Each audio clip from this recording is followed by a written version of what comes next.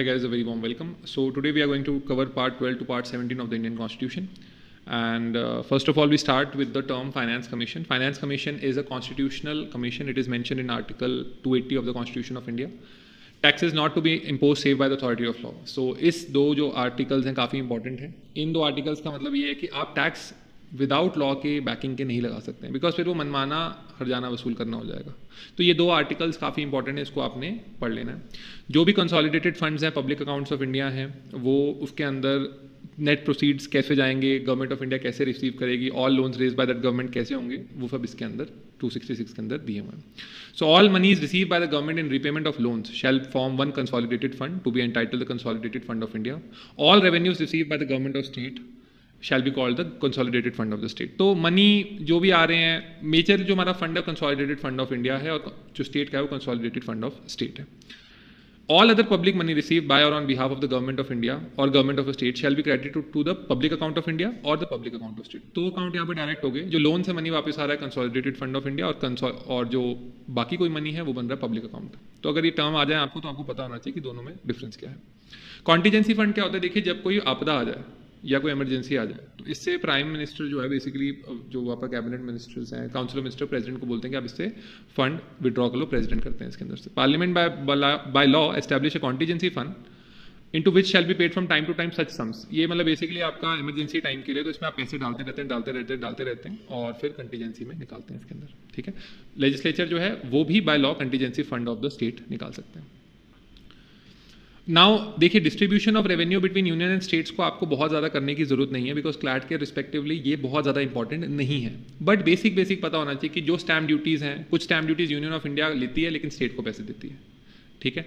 अब जैसे income tax है, सिर्फ यूनियन ऑफ इंडिया ही लेता है, राइट. अगर आपका हम इम्पोर्ट ड्यूटी माने, यूनियन ऑफ इंडिया ही लेता है, राइट. कुछ लेकिन टैक्स जैसे जीएसटी हैं, मान लो सरकार चार्ज कर रही है, यूनियन ऑफ इंडिया चार्ज तो जीएसटी कर रहा है ना गुड्स, लेकिन वो उसमें से शेयर निकाल के स्टेट को देता है. तभी कहते हैं कि पेमेंट पेंडिंग पड़ी. कोई पैराग्राफ अगर ऐसा आ जाए तो आपको इस तरीके से उसको परव्यू करना है. ठीक है.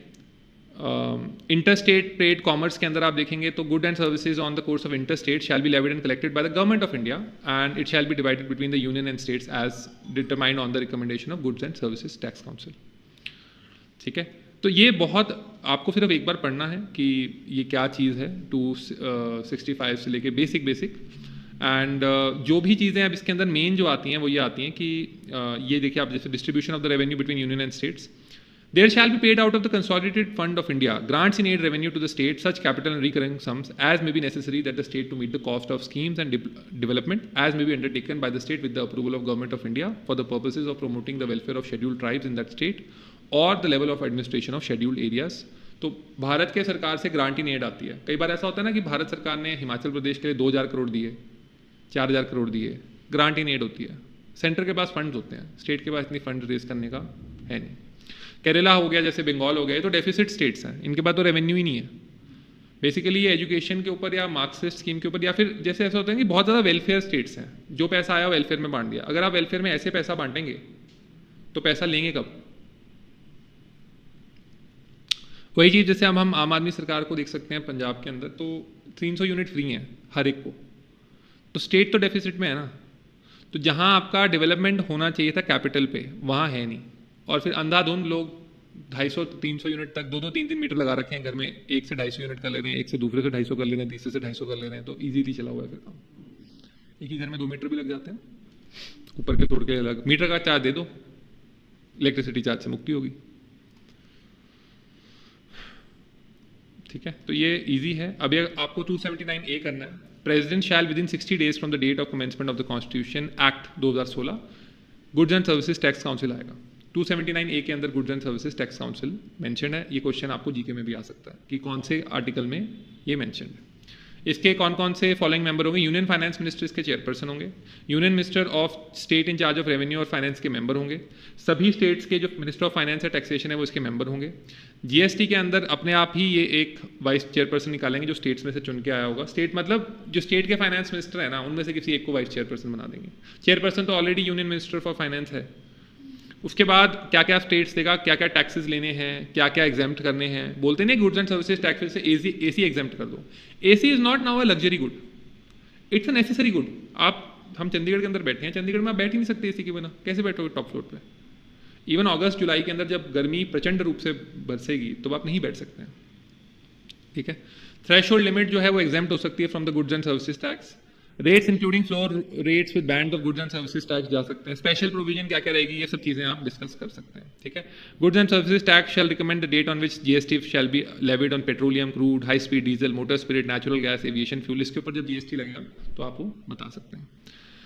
देखिए अब कितना कोरम होता है जीएसटी का वो इसमें दिया हुआ है। क्वेश्चन आपको आ सकता है 1/2 of the total number of members of goods and services tax council shall constitute the quorum at it meeting.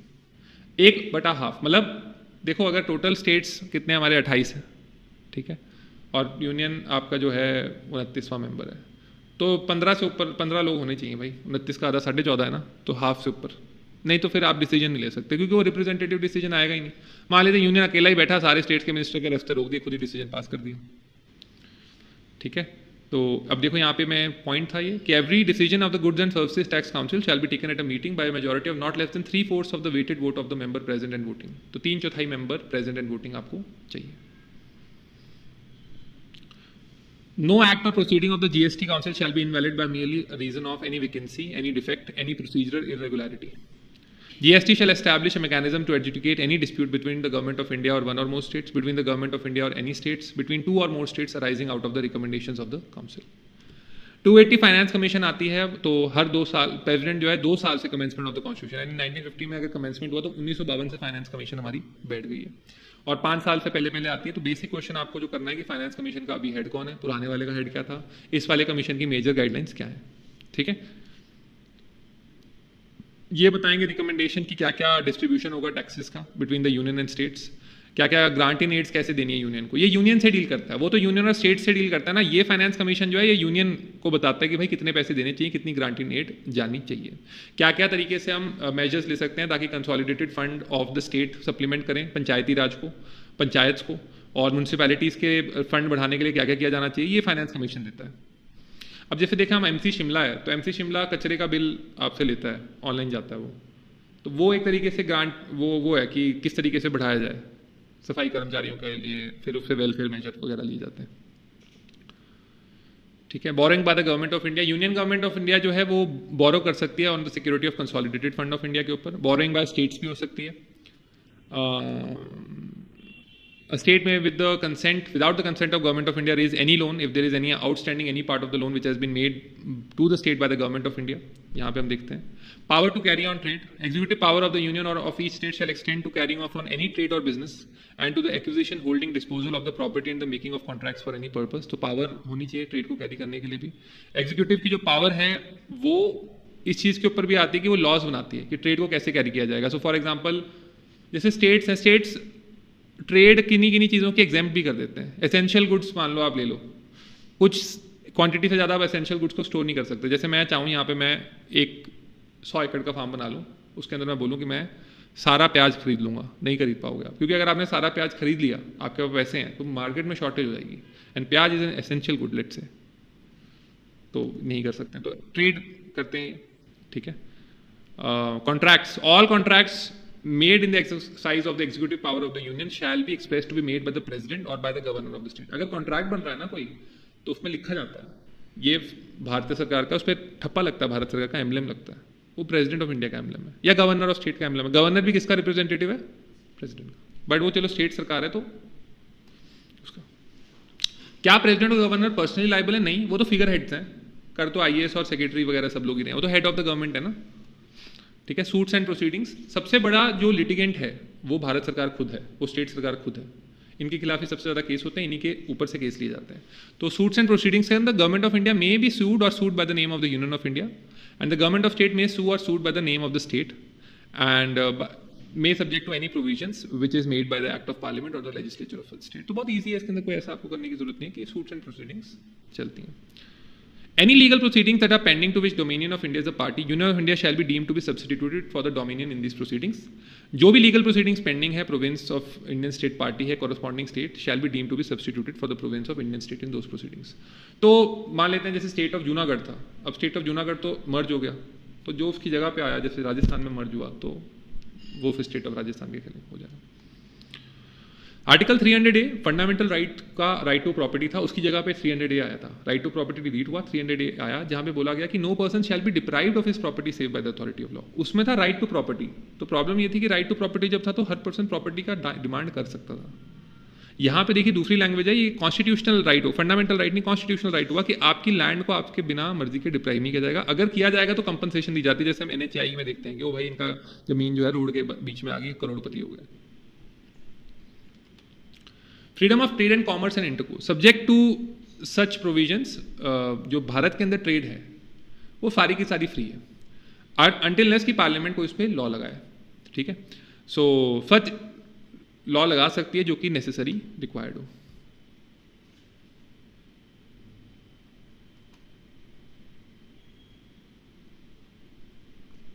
Restriction on the trade and intercourse among the states, imposed on the goods import from other states or union territory, any tax to which similar goods manufactured or produced in that state are subject so, however as to not to discriminate between goods so imported and goods so manufactured or produced। तो कोई भी goods जो import किए जा रहे हैं from the state और union territories, कोई भी टैक्स उसके ऊपर लगा सकते हैं। ठीक है, ताकि कोई लोकल गुड्स जो हैं वो डिस्क्रिमिनेट ना हो।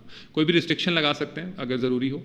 मैं एक आप इस पे कहूँगा, जैसे ट्रेड एंड कॉमर्स पे तो था ही, जब आपका जैसे लेट से कोविड लगा तो रुक गए थे, स्टेट बाउंड्रीज रोक दी सरकार ने, मूवमेंट के लिए रोक दी, वैसे ट्रेड के लिए भी रुक जाती हैं। ठीक है,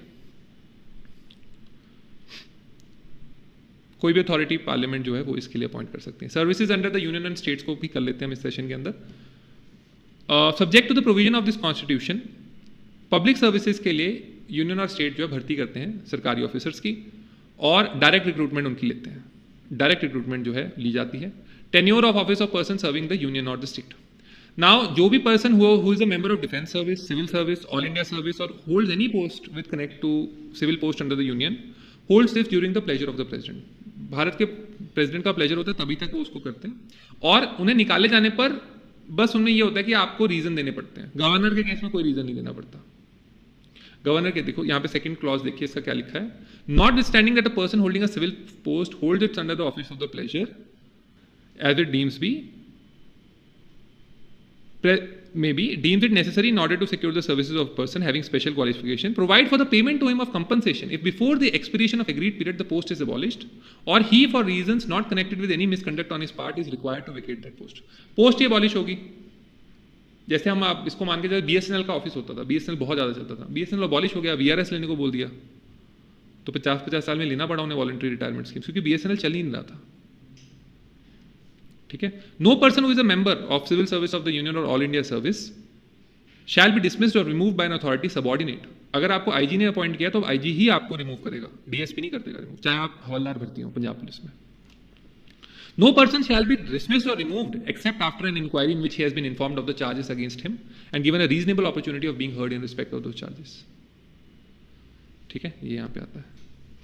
Provided further that this clause shall not apply where a person is dismissed or removed or reduced in rank, which has led to his conviction on a criminal charge। अगर कोर्ट ने कन्विक्ट कर दिया फिर तो बात अलग है। ठीक है, एंड अगर रीजनेबली इंक्वायरी होल्ड करना पॉसिबल नहीं है, सो फॉर एग्जांपल कोई रॉ का ऑफिसर है, intelligence security of the state के लिए प्रेसिडेंट या गवर्नर ने बोल दिया कि इनकी इंक्वायरी नहीं हो सकती, पब्लिक में नहीं आ सकता, अदरवाइज एसेट्स का पता लग जाएगा ना। लेट्स से बोलने लगता है कि हाँ जी पेशावर में हमारे यहाँ पे 4 एजेंट थे, इन्होंने मेरे को धोखा दिया, तो इन 4 एजेंट्स का भी पता लग जाएगा। So it's like that. कोई प्रॉब्लम है यहाँ पे तो प्लीज बताएं। All India services, council of states, मैंने आपको बताया था कि राज्यसभा जो है उसके पास पावर होती है कि वह ऑल इंडिया सर्विसेज क्रिएट कर सकती है, ये राज्यसभा के पास पावर है।